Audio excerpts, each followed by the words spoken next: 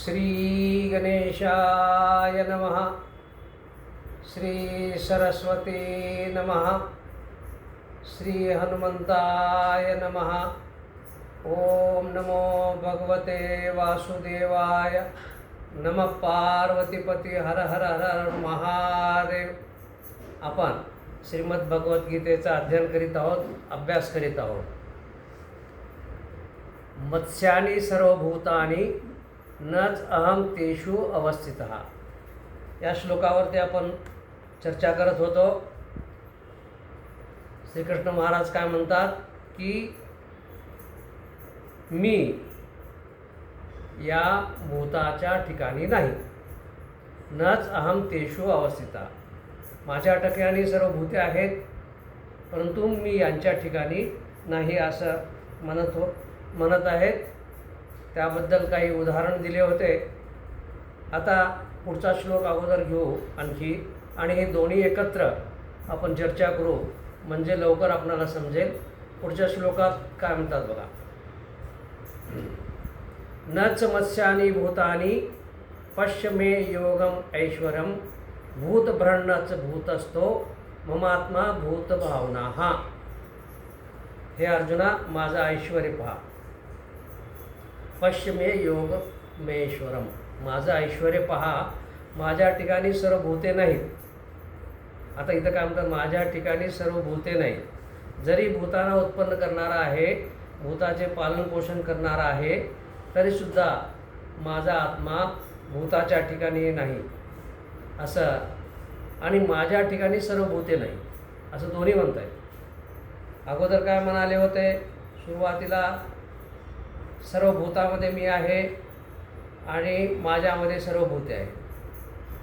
आता नंतर काय म्हणाले, माझ्यामध्ये सर्व भूते आहेत, परंतु मी भूतामध्ये नाही. हे अगोदरच्या श्लोकात म्हणाले. म्हणजे नच अहम तेषु अवस्थित. आता काय म्हणतात, मी दुसऱ्याच्या म्हणजे भूतामध्ये नाही आणि माझ्यामध्ये सुद्धा भूते नाही. अशा प्रकारची भाषा श्रीकृष्ण महाराज म्हणत आहेत. एक एक गोष्ट नाकारत आहेत. अगोदर म्हणाले मी आहे, सगळीकडे आहे, सर्वामध्ये आहे, सर्वजण माझ्यामध्ये आहेत.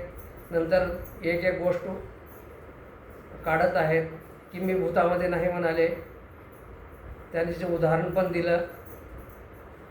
मग अर्जुन म्हणतो, देवा ते समजलं की तू आमच्यामध्ये नाहीस, भूतामध्ये नाहीस. तू सांगितला होतास की कसं म्हणजे ज्ञानेश्वर महाराज म्हणाले होते, पाण्यावरती फेस असतो. फेस हा पाण्यावरच्या वरती असतो, परंतु पाणी फेसामध्ये नसतं. हे एक समजलं. नंतर समुद्राच्या लाटा समुद्रात असतात, परंतु समुद्र लाटेमध्ये नसतं. हे एक समजलं. आता समजलं. परंतु आता काय म्हणतोस तू? आता तू म्हणतोस की भूते माझ्यामध्ये नाही आहेत. आता हे काय? मग श्रीकृष्ण महाराज म्हणतात, हे समजलं ना तुला की मी भूतामध्ये नाही? हो, समजलं. जसं पाणी फेसामध्ये नाही आहे आणि समुद्र लाटामध्ये नाही आहे, हे समजलं. हे समजलं ना? हो, समजलं. मग आता हे पण समजेल, हळूहळू समजेल. बघ, अगोदर तर तू नाकारतच होतास. तू तर म्हणत होतास मी सगळीकडे आहे, सर्वामध्ये आहे असं म्हणत होतास. आता एक तर गोष्ट तुला थोडं तर ज्ञान प्राप्त झालेलं आहे की मी भूतामध्ये नाही, हे आता तू मान्य करतोस. आता आणखीन मी तुला समजावून सांगेन की भूते पण माझ्यामध्ये नाही. हेच माझं ऐश्वर आहे. हे जर जाणलं तुम्ही तर तुमचा उद्धार होईल असं श्रीकृष्ण महाराज सांगत आहेत. एक एक गोष्ट कळत आहे तुम्हाला. मी समजावून सांगत आहे. आता ही पण गोष्ट कळेल. हेच माझं ऐश्वर आहे. तर कसं आहे, हे सर्व शास्त्र म्हणत होतं, आपण पाहिलेलं आहे. भगवान माझ्या ठाई आहेत, सर्व भूते भगवंताच्या ठाई आहेत, हे सर्व आपण पाहिलेलं आहे. परंतु हळूहळू गोष्ट एक एक गोष्ट नाकारत आहेत श्रीकृष्ण महाराज. एक गोष्ट समजली आपणाला. आता दुसरी गोष्ट ते समजावून सांगण्याचा प्रयत्न करत आहेत. ते काय म्हणत आहेत की मी तुझ्यात नाही हे अगोदर सांगितलं. आता भूते पण माझ्या नाहीत. नच मत्स्यानी भूतानी अशा प्रकारे म्हणत आहेत. आणि इथं 2-4 गोष्टी सांगितलेल्या आहेत की श्रीकृष्ण महाराजांना आपला ऐश्वर्य सांगितलेलं आहे. भूत भ्रत म्हणजे भूताचं पालनपोषण करणारा आहे. भूतामध्ये आहे म्हणतो, नाही पण म्हणतो. आता हे काय आहे आपण पाहू आपण थोडं. आता ह्याच्यामध्ये वेदाच्या दृष्टिकोनातून पाहिलं. आपण पाहिलं अगोदर की दोरीमध्ये आपल्याला भासतो, सर्प भासतो. हे अगोदर एक उदाहरण घेऊन पाहिलं होतं. खरं म्हणजे तिथं सर्प नसतो, तो दोरीच असते. ज्यावेळेस ज्ञान प्राप्त होतं त्यावेळेस माहीत पडतं आपणाला की हा सर्प नसून दोरी आहे. आणखीन एक उदाहरण आपण घेतलं होतं की आपण सिनेमा पाहतो. सिनेमा हा पडद्यावरती प्रक्षेपण केलेला असतं, प्रोजेक्ट केलेला असतं. आपल्याला पडदा दिसत नाही आहे, फक्त सिनेमा दिसतो. परंतु ज्यावेळेस सिनेमा बंद होतो त्यावेळेस काय होतं, आपल्याला पडदा दिसतं. अशा प्रकारे आपण उदाहरण घेऊन बघितले होते. आता दुसऱ्या एक उदाहरण घेऊ आपण. थोड्या वेगळ्या दृष्टिकोनातून आपण पाहू. याचा विचार थोडा. आता भगवंत काय म्हणतात की सृष्टी मी निर्माण केली. भगवंताने सृष्टी निर्माण केलेली आहे आणि मी तिला व्यापून आहे. म्हणजे याचा अर्थ असा झाला की सृष्टी म्हणजेच भगवान. म्हणजे भगवंतानं सृष्टी निर्माण केली आणि ते व्याप्त आहे. आता का असतं पहा, एकमेकात राहण्यासाठी 2 व्यक्ती पाहिजे. मी तुझ्या घरी राहतो किंवा तू माझ्या घरी राहतोस असं ज्यावेळेस आपण म्हणतो त्यावेळेस 2 व्यक्ती असाव्या लागतात. परंतु इथं श्रीकृष्ण महाराज सांगतात की ही पूर्ण सृष्टीच मीच आहे. ही सृष्टीच मीच आहे. म्हणजे मी आणि सृष्टी, मी आणि तू एकच आहोत. मग कोण कुणाच्या घरी राहायचं, मग कोण कुणापाशी राहायचं. काय सांगतो बघा, मी समजावून सांगतो की एकूण एकाच्या घरात राहण्यासाठी 2 घरं पाहिजेत आणि 2 व्यक्ती पाहिजेत. समजा घर एकच आहे, ही सृष्टी म्हणजे एकच घर आहे आणि तिच्यामध्ये हे सर्व जे जितके पण भूत आहेत तेच भगवंत आहेत. मग एकूण एकाच्या मध्ये राहण्याचा, हृदयात राहण्याचा प्रश्नच येत नाही, कारण सर्वजण भगवंत आहेत. असा जो एक विचार आहे की कोण कुणाच्यामध्ये राहत नाही, कारण सृष्टी आणि भगवंत एकच आहे, भूत आणि भगवंत एकच आहे. हा एक दृष्टिकोन झाला. त्या आधारे जर पाहिलं आपण तर भगवंत भूताच्यामध्ये नाहीत आणि भूते भगवंताच्यामध्ये नाहीत, कारण भगवंत आणि भूते हे सर्व एकच आहे. अशा प्रकारचा एक विचार आहे. दुसरा, देवी भागवतामध्ये सृष्टी निर्मितीचा उल्लेख येतो. देवी भागवतामध्ये सृष्टी कशी निर्माण झाली तिचा उल्लेख आहे, ज्यामध्ये सुरुवातीला परमात्म्याला इच्छा झाली आपण एक आहोत, आपण एकाचे अनेक आहोत, अशी एक इच्छा झाली. मग त्यांनी काय केलं, भगवंतानी श्रीकृष्णाने परमात्म्याने काय केलं, आपल्यातून माया जी आहे तिला बाहेर काढलं आणि मायेला सांगितलं की तू सृष्टी निर्माण कर. भगवंताने एकच काम केलं, आपल्यातून माया वेगळी काढली आणि मायेला सांगितलं की सृष्टी निर्माण कर. मग मायेनं ही सर्व सृष्टी निर्माण केली. मायेने काय केलं सुरुवातीला की सृष्टी निर्माण करायची, त्याचं पालनपोषण करायचं, नंतर आणखीन त्याचा संहार करायचा किंवा विनाश करायचा. हे कार्य करण्यासाठी काय केलं, 3 देव निर्माण केले. मायेनं हे 3 देव निर्माण केले. हे देवी भागवतामध्ये येतं. पहिला ब्रह्मा, नंतर विष्णू आणि महेश. आणि ब्रह्मदेवाला सांगितलं, मायेने सांगितलं, आधी मायेने सांगितलं की तू सृष्टीची निर्मिती कर. नंतर विष्णूला सांगितलं हे जी ब्रह्मदेवाने सृष्टी निर्माण केलेली आहे त्याचं पालन पोषण कर. आणि नंतर महेशला सांगितलं की ह्या सृष्टीचा विनाश तुझ्याकडे आहे. म्हणजे ब्रह्मा, विष्णू, महेशाला हे 3 काम मायेने दिलं.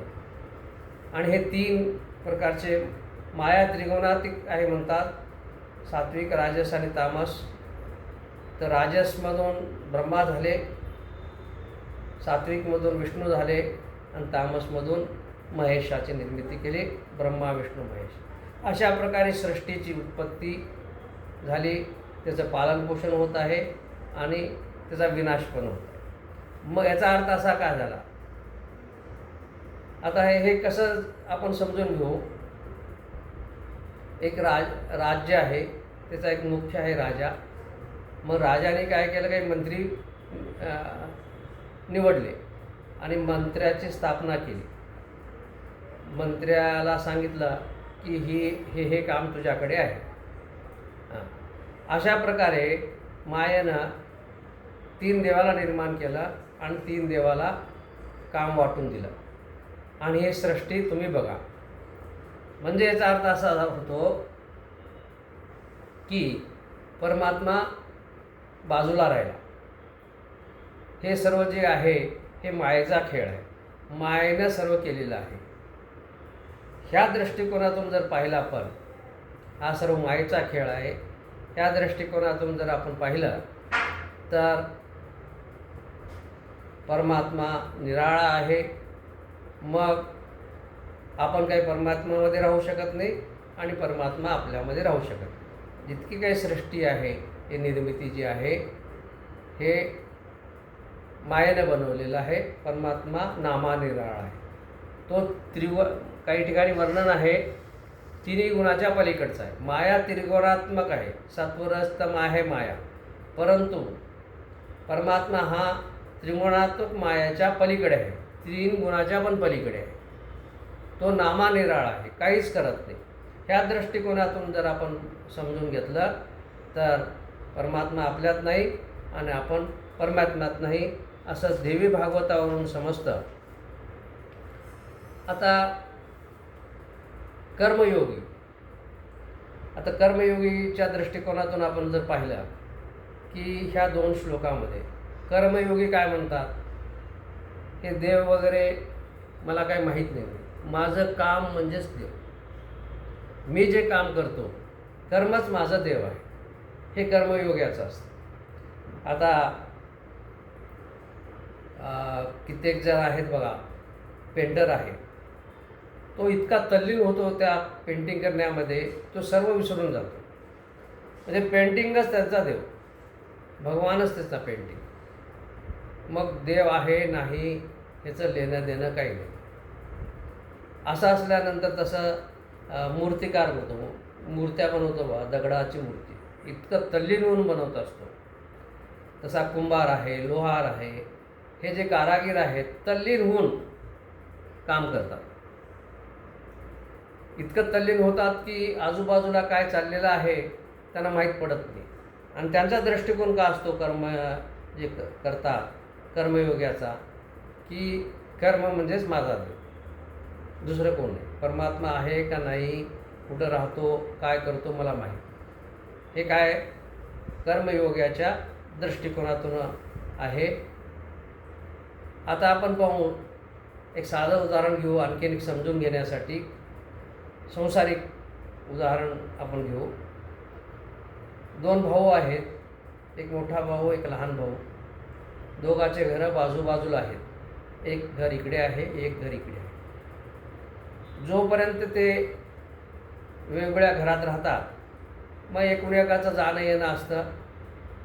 लहान भाऊ मोठ्या भावाकडे जातो, मोठा भाऊ लहान भावाकडे येतो, येणं जाणं चालू आहे. समजा मोठ्या भावानं म्हटलं किंवा लहान भावानं म्हटलं, हे दादा, ही आपली जी भिंत आहे ना दोघा घरातली, ते आपण पाडून टाकू आणि दोन्ही घर एकत्र करू. किती मोठं घर होईल बघ. मग त्याने काय केलं, दादा म्हणाला ठीक आहे. मग त्याने काय केलं, मधली भिंत काढून टाकली. अगोदर 2 घरं होते, एकूण एकाच्या घरी जाणं येणं होतं. आता मधली भिंतच काढून टाकली. मग मधली भिंत काढून टाकल्यानंतर काय झाले, दोन्ही भाऊ एकत्र राहू लागले.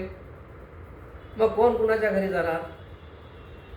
मी काय सांगतो बघ, परमात्मा आणि भूत म्हणजे आत्मा हे एकाच कसे आहेत. म्हणजे भगवंताने काय सांगितलं, मी भूतामध्ये नाही आणि भूत माझ्यामध्ये नाही, हिच्यावरती आपण चर्चा करत आहोत. तर हे 2 जोपर्यंत घरं होते तोपर्यंत एकूण एकाच्या घरी जाणं येणं होतं. परंतु मधली भिंतच काढून टाकली, मग घर एकच झालं. मग कोण कुणाच्या घरात जावं? तशा प्रकारे ह्या जीवानं मधला जो पडदा आहे, मायेचा पडदा आहे.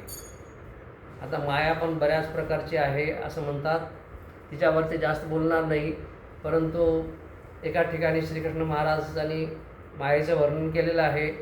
योग माया, माझी माया असं म्हणलेलं आहे, दैवी माया म्हणलेलं आहे, आदी माया, आणखीन मोहमाया. सर्वात जी आपणाला संसारामध्ये गुंतवते ती मोहमाया आहे. बाकीच्या माया आहेत, आदी माया आहे, हे फार चांगले आहेत. योग माया आहेत, नंतर दैवी माया आहेत. तिचा अवलंब केला तर आपला उत्कर्ष होतो. हिच्यावरती केव्हा तरी बोलेल. परंतु मोहमाया जी आहे ही पडदा निर्माण करते. मग ही भिंत ज्यावेळेस पाडलो आपण, ही मोहमायाची भिंत ज्यावेळेस पाडलो तर दोन्ही घर एक झालं. म्हणजे परमात्मा आणि आत्मा एक झाला. मग आत्मा परमात्म्याच्या घरी जायची गरज नाही आणि परमात्म्याला आत्म्याच्या घरी यायची गरज. ते एका घरातच नांदत आहे. म्हणजे ही सर्व सृष्टी जी आहे भगवंताचं आहे, भगवंताचं घर आहे. आपण पण भगवंताच्या घरी राहतो म्हणा किंवा आपणही भगवंताच आहोत. आत्मा आणि परमात्मा एकच आहे. असं अहम ब्रह्मास्मी असं म्हणलेलं आहे.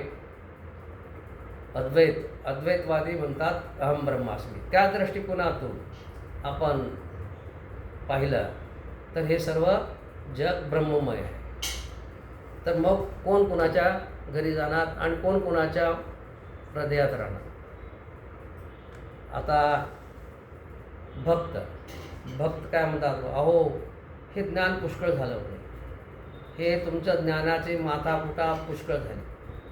माझ्या दृष्टिकोनातून बघा, कोण काही म्हणतं हे ज्ञानाचे जे चर्चा आहे ना, ह्याला अंत नाही ह्या चर्चेला.